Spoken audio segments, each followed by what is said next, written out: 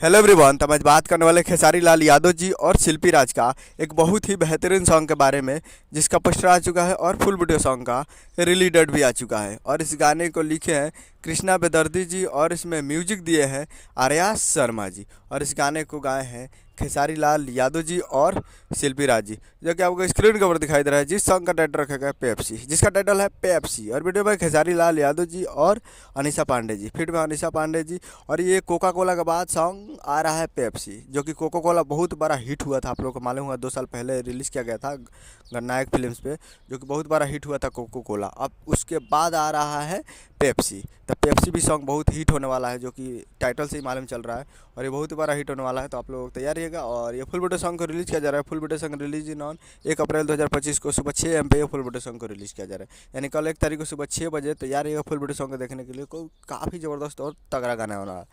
तो कल Khesari music world पे तैयार रहेगा फुल वीडियो सॉन्ग को देखने के लिए। तो ये अपडेट था। उम्मीद करें वीडियो चैनल सब्सक्राइब करें, बेल आइकन प्रेस करें, ताकि ऐसे खेसारी लाल यादव जी के लेटेस्ट आते हैं वीडियो को लाइक कीजिए, चैनल को सब्सक्राइब कीजिए। मिलते हैं अगले वीडियो में, तब तक के लिए जय हिंद, जय भोजपुरी।